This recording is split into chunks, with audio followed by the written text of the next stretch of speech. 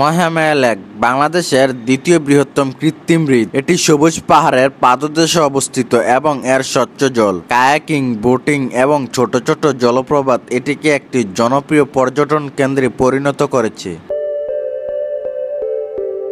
বর্তমানে মহামায়া লেক পর্যটকদের কাছে অনেক জনপ্রিয়তা পেয়েছে। ঝর্ণা, পাহাড়, ঝিরি, মেঘের দেখা কি নিয়ে এখানে। আর এই কারণেই প্রতিদিন অসংখ্য পর্যটক সীতাকুণ্ড ভ্রমণে যাচ্ছেন। কেউ ক্যাম্পিং করছেন, আবার কেউ বা ট্রেকিং করে ঝর্ণা গা ভিজিয়ে দিনে দিনেই ফিরে আসছেন। ঢাকা থেকে ফেনী, চট্টগ্রাম, কুমিল্লা এইসব জায়গা থেকে ডে ট্রিপ দিয়ে ফিরে আসা যায় বলে বর্তমানে আরো বেশি আকারে জনপ্রিয়তা পেয়েছে সীতাকুণ্ডের ভ্রমণ পর্যটন কেন্দ্রগুলো। মহামায়া লেকে খুবই কম খরচে একদিনে কিভাবে ঘুরে আসা যায় এবং মহামায়া লেকে আপনারা কি কি দেখবেন এবং কিভাবে যাবেন এই লেকে, আর এই লেকে কোথায় খাবেন, কোথায় থাকবেন, এই সকল নিয়েই থাকছে আজকের এই ভিডিও।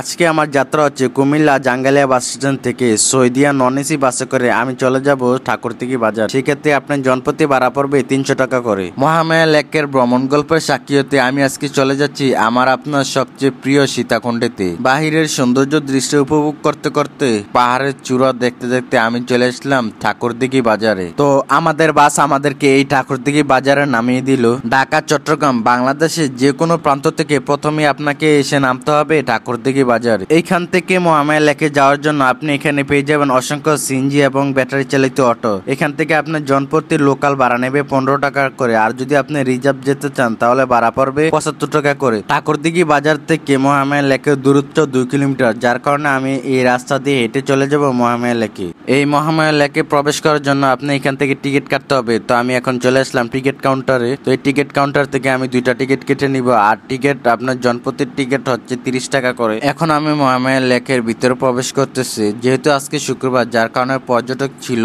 হিউজ। রাস্তার সরু পথ দিয়ে এবং রাস্তার দুই পাশে ঝাউবন প্রকৃতির দৃশ্য উপভোগ করতে করতে আমি হেঁটে চলেছি মহামায়া লেকের উদ্দেশ্যে। এবং মহামায়া লেকের ভিতরে প্রবেশ করতে আপনারা পেয়ে যাবেন ওয়াশরুম সহ গণশৌচাগার, পিকনিক গ্রাউন্ড এবং নামাজের স্থানও রয়েছে। এই পথ ধরে নিচে নেমে গেলে আপনি এখানে নামাজের স্থান, ওয়াশরুম এ সকল কিছুই পেয়ে যাবেন এখানে। মহামায়া লেকের পূর্বে কিছু সতর্কবার্তা দেওয়া আছে। সাঁতার না জানলে কায়াকিং করতে সাবধানতা অবলম্বন করুন এবং বোটে ভ্রমণের সময় লাইফ জ্যাকেট পরিধান করুন এবং পানিতে প্লাস্টিকের বোতল, পলিথিন, অপচনশীল দ্রব্য ফেলা থেকে বিরত থাকুন।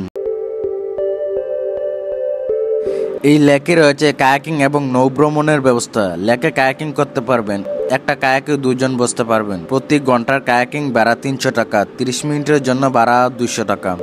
শিক্ষার্থী হলে ডিসকাউন্ট পাবেন, সেক্ষেত্রে 1 ঘন্টার জন্য দিতে হবে 200 টাকা এবং 30 মিনিটের জন্য 150 টাকা। আর এই লেকে কায়াকিং করার সময় হচ্ছে সকাল 9টা থেকে বিকাল 6টা পর্যন্ত। যে কোনো সময় আপনি এখানে কায়াকিং করতে পারবেন। আবার আপনার চাইলে ইঞ্জিন বোট দিয়ে পুরো লেক ঘুরে বেড়াতে পারবেন। এই লেকে ঘুরে বেড়ানোর জন্য ইঞ্জিন বোট রয়েছে, যেখানে আপনি 8 থেকে 10 জন নিয়ে ঘুরতে পারবেন এই লেকে। 1 ঘন্টা নৌকা ঘুরিয়ে দেখাবে। আশেপাশে ঝর্ণা, ভাড়া পড়বে 8 থেকে 1000 টাকা। আবার এখানে বড় ইঞ্জিন বোট রয়েছে, যেখানে আপনি 15 থেকে 20 জন নিয়ে ঘুরতে পারবেন এই লেকে। সেক্ষেত্রে আপনার ভাড়া গুনতে হবে 1200 থেকে 1500 টাকা। তবে এই লেকের পাহাড়ের গহীনে রয়েছে গুহা, যেখানে বর্তমানে নিষিদ্ধ।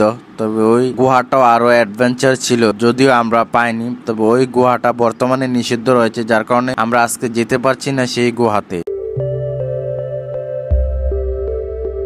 বর্তমানে জন্নাতে যাওয়া যায়, তবে আজকে আমরা জন্নাতে যাব না। আজকে আমরা এই লেকে পুরো 1 ঘন্টা ঘুরবো একটা ইঞ্জিন বোট দিয়ে, যেখানে আমাদের ভাড়া পড়েছিল 1000 টাকা।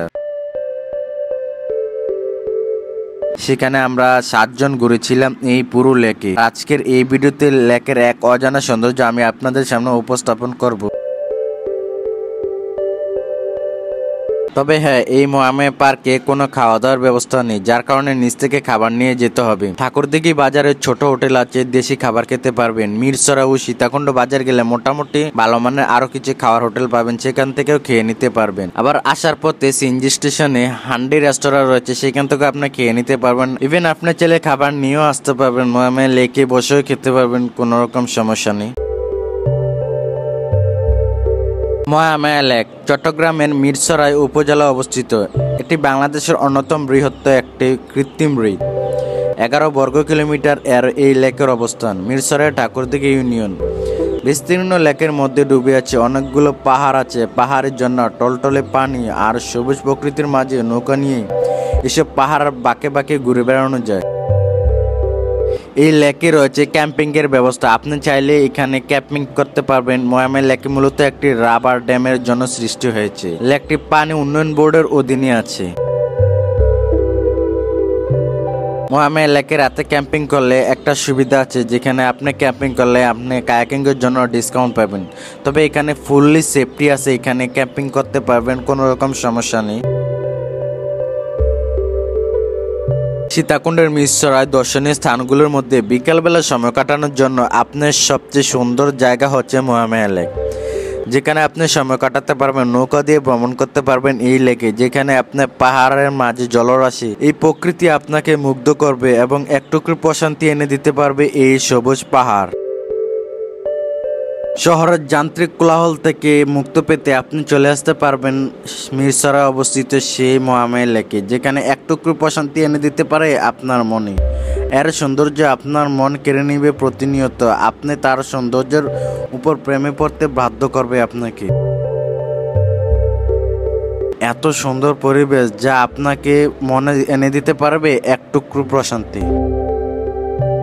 যারা নৌভ্রমণ করতে পছন্দ করেন তারা চলে আসতে পারবেন মহামায়া লেকে। আর এই মহামায়া লেকে কায়াকিং এবং নৌভ্রমণের ব্যবস্থা রয়েছে, যেখানে আপনি নিজেই কায়াকিং করতে পারবেন, এক অন্যরকম শান্তি অনুভব করতে পারবেন এই লেকে। আর এই লেকে রয়েছে জলরাশির মাঝে চারদিকে পাহাড় আর পাহাড়, যে পাহাড় আপনার মনে এনে দিতে পারবে একটুকু প্রশান্তি।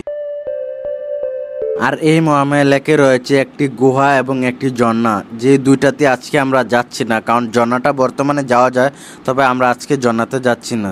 বর্তমানে গুহাতে যাওয়া নিষিদ্ধ, যার কারণে আমরা গুহাতে যেতে পারছি না। তবে আমাদের ইচ্ছা ছিল যে আমরা গুহাতে যাব, তবে ব্যাড লাক, আমরা গুহাতে যাচ্ছি না। তবে আজকের এই মহামায়া লেকের ভিডিওটা আপনাদের কাছে কেমন লেগেছে অবশ্যই কমেন্ট বক্সে জানাবেন। আর ভিডিওটা যদি ভালো লাগে তাকে চ্যানেলটাকে সাবস্ক্রাইব করে পাশে থাকবেন। দেখা হবে পরবর্তী ভিডিওতে। আল্লাহ হাফেজ।